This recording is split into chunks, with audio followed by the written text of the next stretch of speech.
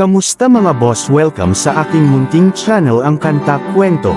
Paniguradong buhay na naman ang batang 90s sa kwento natin ngayon dahil nga ikukwento ko ang pagsimula at paglubog ng kilala noong Sex Bomb Girls. Pero bago tayo mag-start, hingin ko muna ang inyong like, share, subscribe bilang suporta sa ating channel.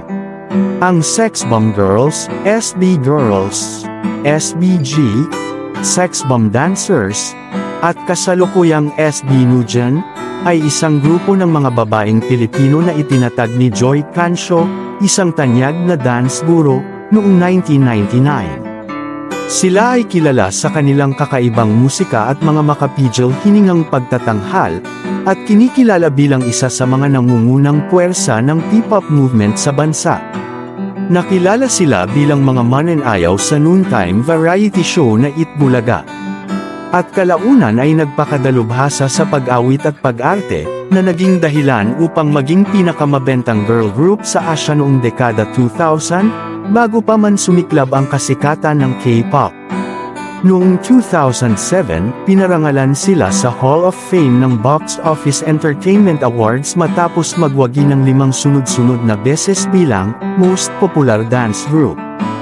Ang Sex Bomb Dancers ay orihinal na binubuo ng 4 na mananayaw noong kanilang pagtatatag noong November 1999, Rochelle, Cheche, Deborah, at Janine, sa ilalim ng pangalang Chicken Sandwich Dancers bilang mga background dancers ng Itbulaga. At isang sangay ng dance-focused dancers, mga house dancers ng nasabing palabas. Ang pangalang, Sex Bomb, ay nagmula sa 1999 hit song ni Tom Jones. Sa 4, si Rochelle lamang ang natira, kaya't siya ang naging leader ng grupo, hanggang sa lumawak ang grupo sa panahon ng Sex Bomb Dance Searches noong 2000 hanggang 2001, na umabot sa pinakamataas na bilang na 26 na miyembro. Noong 2002, nabuo ang Sex Bomb Singers at tinawag sila bilang Sex Bomb Girls sa kanilang mga palabas at promotional materials. Ang kanilang unang studio album, Unang Putok, ay naglalaman ng mga hit songs na Bakit Papa? Bakit Papa, binawi mo pa ang pag-ibig mo sa akin? Little baby, hi hi, pretty little baby. Di ko na mapipigilan. Di ko na mapipigilan ang naliligawan na minalaman. Noong 2003, inilabas nila ang kanilang pangalawang album na pinamagatang Round 2 na nagtatampok ng hit song na Spaghetti Song, Pababa ng Pababa, kasama si Joey De Leon. Spaghetti pababa, pababa ng pababa. Spaghetti pataas, pataas ng pataas. Noong 2004, inilabas ng Sex Bomb Girls ang kanilang ikatlong album na pinamagatang Bomb Threat na nagtatampok ng kantang Hal Ukay Ube. Taya, sasayaw siya sa gitna, kasali ang matanda at bata. Sana mamahasika. Ang Sex Bomb Dancers ay gumawa ng mga palabas at sumayaw sa mga kanta mula sa kanilang mga dance albums, Sexiest Hits, 2002, Sexiest Hits 2, 2003, at Sexiest Hits 3, 2004. Ang Sex Bomb Singers at Dancers ay sama-samang tinawag na The Sex Bomb Girls. Ang Sex Bomb Girls ay pinamamahalaan ni Joy Cancio ng Focus Entertainment. Si Cancio ay isang dating miyembro ng Vicor Dancers ng dekada 1980. Naging malawak ang kasikatan ng grupo sa pamamagitan ng mga paglabas ng kanilang album, madalas na pag-appear sa mga sikat na palabas sa telebisyon sa buong bansa, live performances sa mga kampanya politikal at comedy bars, at ang kanilang pinakamatagal na teleserye na Daisy 7, na natapos noong July 2010 matapos umabot ng 26 seasons, halos 7 taon. Noong 2011, matapos silang alisin sa Itbulaga, naging mga freelance performer ang Sex Bomb Girls at lumabas sa GMA, ABS-CBN, at TV5, kasabay ng kanilang mga labas sa iba't ibang palabas. Noong December 2013, nagkanya-kanya na ng landas ang mga orihinal na miyembro ng dance group. Ang kanilang grupo ay nagtatanghal sa mga gabi ng palabas at konsyerto sa The Library sa Malote, Manila, Joke Time sa Pasay at Cavite, Oblivion Bar and Lounge, pati na rin sa mga Tantato conventions ng Tribal Philippines, Yamaha Philippines, at sa Circo at Clown sa Quezon City bawat linggo. Bukod dito, naglakbay rin sila sa iba't ibang bahagi ng bansa upang maging host sa mga kapistahan, espesyal na okasyon, at mga inanyayahang kaganapan sa mga bayan.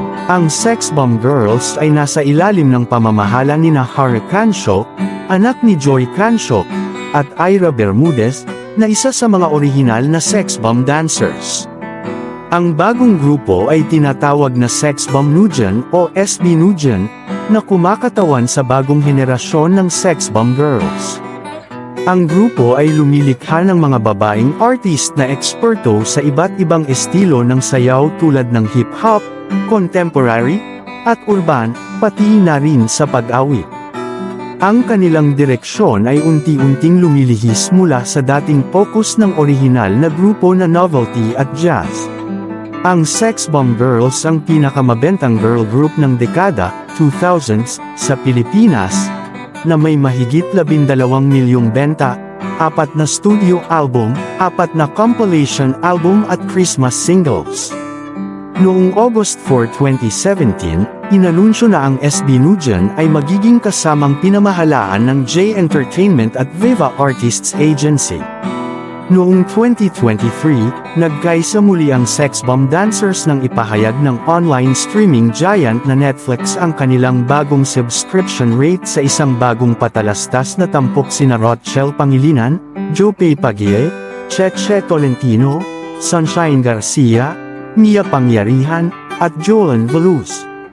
Inawit nila muli ang It's Pagey song na may bagong lyrics. Ang Sex Bomb Girls ay may sarili nilang pelikula, Bakit Papa, na ipinalabas sa buong bansa noong 2002. Ang Sex Bomb Singers ang mga pangunahing bida, kasama ang mga dancers bilang suporta. Kasama rin sa cast sina Alan Kay, Wendell Ramos, Epi Quizon, Gina Hortaleza, at Richard Gutierrez. Ito ay produce ng Regal Films at nagkaroon ng 3.5 na milyong piso na kita sa unang araw, na may kabuuang box office sales na tinatayang 20.6 milyon pesos. Ang grupo ay nagkaroon ng kanilang sariling afternoon drama series na Daisy 7, na ipinalabas sa GMA Network tuwing weekdays sa ganap na 2:30 p.m.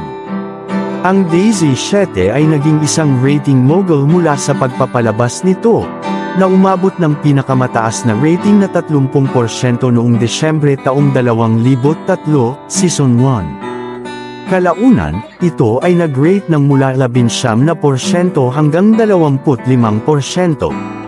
Sinubukan ng mga karibal na network na makipagkumpetensya sa pamamagitan ng pagpapalabas ng kanilang sariling mga programa. Ilan sa mga programang ito ay Colgate Trip Kita, Sara the Teen Princess, at Kapamilya Cinema. Mula 2002 hanggang 2003, bahagi rin ng The Boy and the Girl ang mga girls, kung saan si Rochelle ay gumanap bilang Britney, at ang mga girls bilang Japa Yukis. At ito nga ang kanilang mga naging award: Guillermo Mendoza Memorial Scholarship Foundation Awards 2007, Hall of Famer, Sex Bomb Dancers 2002 hanggang 2008, Most Popular Dance Group, Sex Bomb Dancers. YouTube 2023, Silver Play Button Award, SB Girls PH 100,000 subscribers. 2018, Silver Play Button Award, SB Nugen 400,000 subscribers. Nabuwag nga ang Sex Bomb mula nang mawala sila sa noon-time show na Itbulaga dahil sa di pagkakaunawaan ng kanilang manager na si Joy at ng pamunuan ng programa. Kalaunan, hindi na sila muling lumabas sa Itbulaga. Sa mga panahong nawala sila, agad na nagpa-audition ang programa para sa mga bagong dancers. Noong 2006, nadamay ang grupo ng sex bomb sa alitan ng kanilang manager na si Joy at ng pamunuan ng programang Eat Bulaga. Dahil dito, nagkanya-kanya sila ng landas. Mayroong mga nag-artista pa rin, may mga nanatiling dancer, at ang iba naman ay nagbuo ng pamilya at nagnegosyo. Sadyang di malilimutan ang pamamayagpag ng sex bomb noon, na talagang tinangkilik ng mga bata man o matanda noong kasagsagan ng kanilang kasikatan sa 90s at mid-2000s. Kung isa ka sa napahanga ng sex bomb danks, sana ay pwede kung hilingin ang iyong subscribe sa kwento. I-komento mo na rin ang naging paborito mong kanta mula sa sex bomb dancers. Maraming salamat sa pagsama hanggang sa dulo ng ating kwento. I-komento mo lamang kung may nais kayong ikwento para sa susunod nating upload. Maraming salamat, muli ito ang Kanta Kwento.